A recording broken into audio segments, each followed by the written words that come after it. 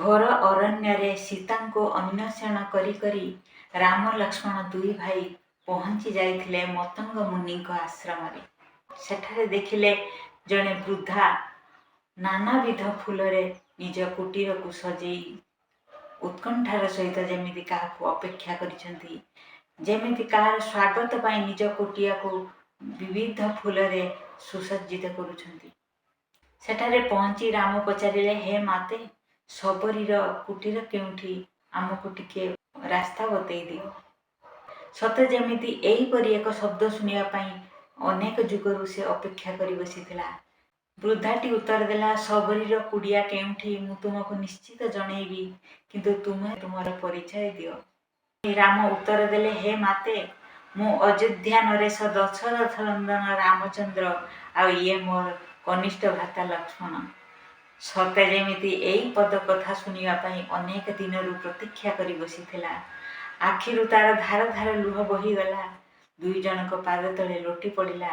କହିଲା, ହେ ପ୍ରଭୁ, ଅନେକ ଦିନର ତପସ୍ୟା ମୋର ସଫଳ ହୋଇଛି। ଆଜି ଶବରୀର କୁଟିଆରେ ପ୍ରଭୁ ରାମ ଲକ୍ଷ୍ମଣ ବିଜେ କରିଛନ୍ତି। ମୁଁ ସେଇ ଶବରୀ। ଅନେକ ଦିନ ଧରି ଯେଉଁ ରାମ ଲକ୍ଷ୍ମଣଙ୍କୁ ପ୍ରତୀକ୍ଷା କରି ବସିଥିଲି, ଆଜି ମୋରି କୁଡ଼ିଆରେ ପ୍ରଭୁ ରାମ ଲକ୍ଷ୍ମଣ ସ୍ୱୟଂ ବିଜେ କରିଛନ୍ତି। ଏଇ କଥା କହୁଁ କହୁଁ ତା ଆଖିରୁ ଆନନ୍ଦାଶ୍ରୁ ବୋହି ଯାଉଥିଲା ଏବଂ ପ୍ରଭୁ ରାମଚନ୍ଦ୍ରଙ୍କ ପାଦ ଉପରେ ଟୋପା ଟୋପା ହୋଇ ଗଡ଼ି ଯାଉଥିଲା। ଏହାପରେ ଅନେକ ଆଦର ସତ୍କାର କରି ନିଜ କୁଟିଆ ମଧ୍ୟକୁ ପାଛୋଟି ନେଲା। ବସିବା ପାଇଁ ଆସନ ପାରିଦେଲା।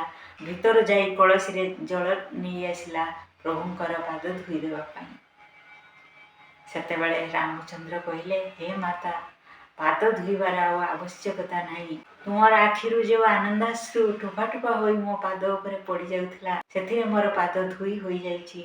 ଆଉ ପାଦ ଧୋଇବାର କୌଣସି ଆବଶ୍ୟକତା ନାହିଁ। ଏହାପରେ ଆନନ୍ଦ ଗଦଗଦ ହୋଇ ଶବରୀ ନିଜ କୁଡ଼ିଆ ଭିତରକୁ ପଶି ଯାଉଥିଲା ଏବଂ ଗୋଟିଏ ପାଛିଆରେ ସାଇତି ରଖିଥିବା ଅନେକ ଦିନରୁ କିଛି ବରକୋଳି ଆଣି ରାମଚନ୍ଦ୍ରଙ୍କ ପାଖରେ ରଖିଦେଲା। କହିଲା, ହେ ପ୍ରଭୁ, ଏ କୋଳି ଆପଣଙ୍କ ପାଇଁ ମୁଁ ଅନେକ ଦିନରୁ ସାଇତି ରଖିଛି। ଅନେକ ସ୍ୱାଦିଷ୍ଟ କୋଳି ନିଜେ ଚାଖି ଚାଖି ରଖିଛି। ଏହାକୁ ଖାଇ ଆତ୍ମତୃପ୍ତି କର। ମୋର ଅନେକ ଦିନର ପ୍ରତୀକ୍ଷାର ଫଳ ମୁଁ ଲାଭ କରିବି। ଏହାପରେ ଶବରୀ ଗୋଟିଏ ପରେ ଗୋଟିଏ କୋଳି ରାମଚନ୍ଦ୍ରଙ୍କ ହାତକୁ ବଢ଼େଇ ଦେଉଥାଏ। ଆନନ୍ଦର ସହିତ ଉତ୍କଣ୍ଠାର ସହିତ ଦେଖୁଥାଏ। ଆଉ ସେହିପରି ଆନନ୍ଦ ଉତ୍ସାହର ସହିତ ପ୍ରଭୁ ରାମଚନ୍ଦ୍ର ଗୋଟିଏ ପରେ ଗୋଟିଏ କୋଳି ଖାଇ ଚାଲିଥାନ୍ତି। ଏହାପରେ ଶବରୀ ଆଉ ରାମଚନ୍ଦ୍ରଙ୍କ ଭିତରେ ଅନେକ ବାର୍ତ୍ତାଳାପ ହେଲା। ପ୍ରଭୁ ରାମଚନ୍ଦ୍ର ଶବରୀ କୁଟିଆରୁ ବିଦାୟ ନେବା ପାଇଁ ବାହାରିଲେ।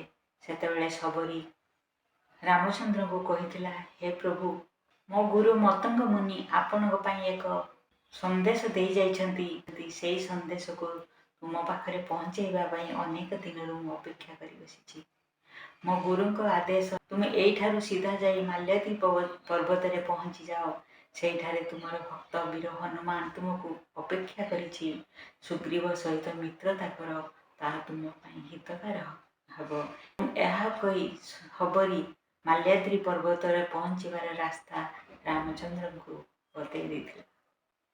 ମାଲ୍ୟାଦ୍ରି ପର୍ବତ ଅଭିମୁଖେ ଯିବା ପାଇଁ ଯେତେବେଳେ ରାମଚନ୍ଦ୍ର ତତ୍ପର ହୋଇଥିଲେ, ସେତେବେଳେ ଶବରୀ ତାଙ୍କ ପାଦ ଧରି କହିଥିଲା, ହେ ପ୍ରଭୁ, ଯିବା ପୂର୍ବରୁ ମୋତେ ଭକ୍ତି ଓ ଜ୍ଞାନର ମାର୍ଗ ବତେଇ ଦିଅ। ଭକ୍ତି ଆଉ ଜ୍ଞାନର କେଉଁ ମାର୍ଗ ପରମ ମାର୍ଗ ମୋତେ ସେତିକି ହିଁ କହିଦିଅନ୍ତୁ। ତୁମରି ପାଖରୁ ଏହି ଜ୍ଞାନ ଶୁଣିବା ପାଇଁ ମୁଁ ଅପେକ୍ଷା କରିଛି। ରାମଚନ୍ଦ୍ର କହିଲେ, ହେ ମାତେ, ଭକ୍ତି ଓ ଜ୍ଞାନର ମାର୍ଗ ମୋ ଠାରୁ ତ ବେଶୀ ତୁମକୁ ହିଁ ଜଣା। କାହିଁକି ନା ମତଙ୍ଗ ମୁନିଙ୍କର ତୁମେ ପରମ ଶିଷ୍ୟା। ତେଣୁ ଭକ୍ତି ଆଉ ଜ୍ଞାନର ମାର୍ଗ ମୋ ଠାରୁ ତୁମକୁ ହିଁ ବେଶୀ ଜଣା। ତେଣୁ ମୁଁ ତୁମକୁ ଭକ୍ତି ଆଉ ଜ୍ଞାନର କି ମାର୍ଗଦର୍ଶନ କରିବି। କିନ୍ତୁ ଶବରୀ କହିଲା, ନା ପ୍ରଭୁ, ନା, ସେମିତି ହେବ ନାହିଁ। ମୋ ଗୁରୁ କହି ଯାଇଛନ୍ତି, ତୁମେ ମୋତେ ଭକ୍ତି ଆଉ ଜ୍ଞାନର ପରମ ମାର୍ଗ ବତାଅ। ଯେଉଁ ମାର୍ଗକୁ ପାଥେୟ କରି ମୁଁ ଅନ୍ତିମ କ୍ଷଣରେ ମୋ ଗୁରୁଙ୍କ ପାଖକୁ ସ୍ୱର୍ଗଲୋକକୁ ଯାତ୍ରା ଆରମ୍ଭ କରିଦେବି, ମୋତେ ସେହି ଜ୍ଞାନ ଦେଇଯାଅ ପ୍ରଭୁ।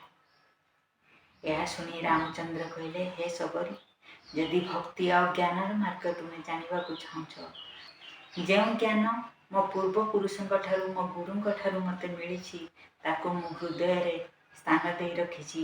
ଆଜି ସେହି ଜ୍ଞାନକୁ ମୁଁ ତୁମ ପାଖରେ ବର୍ଣ୍ଣନା କରିବି, ତୁମେ ମଧ୍ୟ ତାକୁ ହୃଦୟରେ ସ୍ଥାନ ଦେଇ ରଖିବ।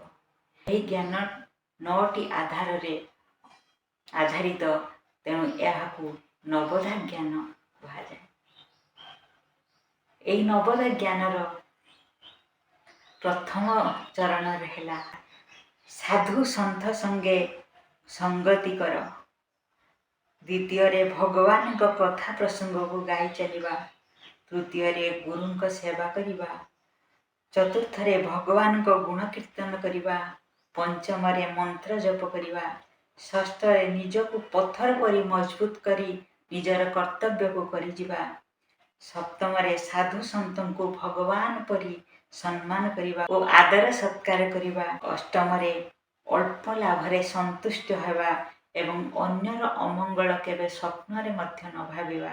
ନବମରେ ଛଳନା କପଟତାକୁ ଦୂର କରି ସରଳ ଜୀବନ ଯାପନ କରିବା। ଏହି 9ଟି ମାର୍ଗ ହିଁ ଜ୍ଞାନ ଓ ଭକ୍ତିର ପରମ ମାର୍ଗ, ଯାହା ଜୀବନକୁ ପରମ ସତ୍ୟ ଆଡ଼କୁ ନେଇଯାଇଥାଏ। ତେଣୁ ଏହି 9ଟି ଜ୍ଞାନକୁ ନବୋଧା ଜ୍ଞାନ ବୋଲି କୁହାଯାଏ। ଏହି ନବୋଧା ଜ୍ଞାନକୁ ଆଧାର କରି ଜୀବନର ଗତି ଆଗକୁ ଆଗକୁ ଚାଲିଥାଏ ଏବଂ ଜ୍ଞାନ ଓ ଭକ୍ତି ମାର୍ଗରେ ଜୀବନ ପରମ ମୁଖ୍ୟ ଲାଭ କରିଥାଏ। ପ୍ରଭୁ ରାମଚନ୍ଦ୍ରଙ୍କ ଦ୍ୱାରା ସବରୀକୁ ଦିଆଯାଇଥିବା ଏହି 9ଟି ଜ୍ଞାନକୁ ନବୋଧା ଜ୍ଞାନ କୁହାଯାଇଥାଏ।